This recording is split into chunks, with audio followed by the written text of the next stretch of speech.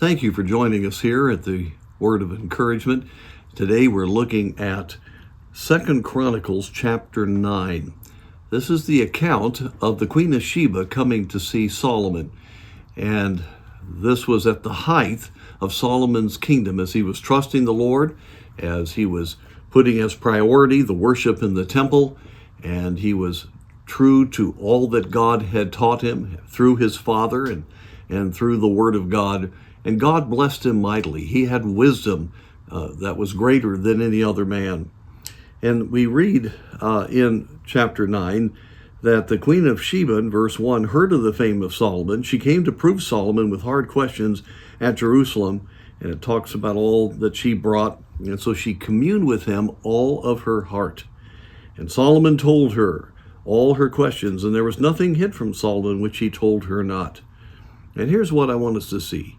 And when the Queen of Sheba had seen the wisdom of Solomon and the house that he had built, and talks about all the things that she saw, she said to the king, "It was a true report which I heard in mine own land of thine acts and of thy wisdom.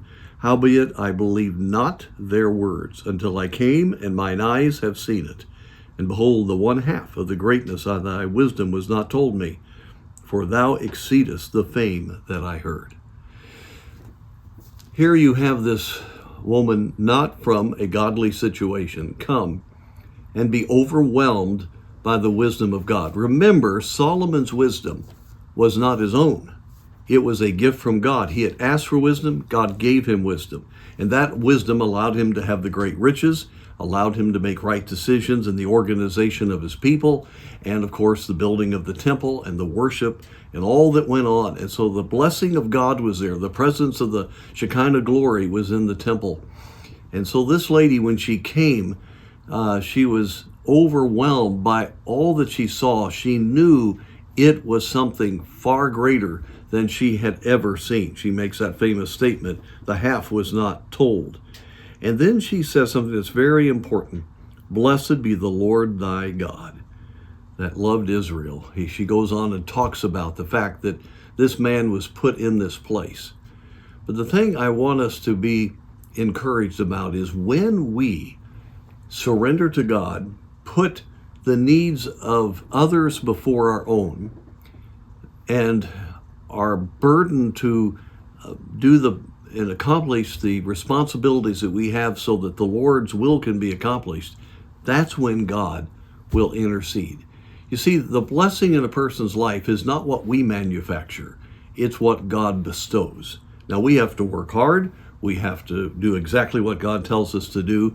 But all blessing, true blessing that touches people like this queen, comes directly from the hand of God. And when Solomon forgot that, he lost the blessing. And no longer did he have wisdom. He made terrible mistakes in the last part of his reign.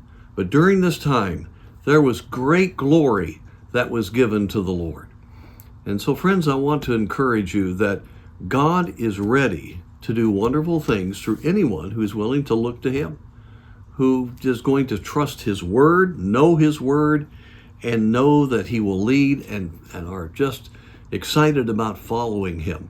You can glorify God no matter what you're doing, no matter what kind of profession you have, no matter what kind of circumstances you're in.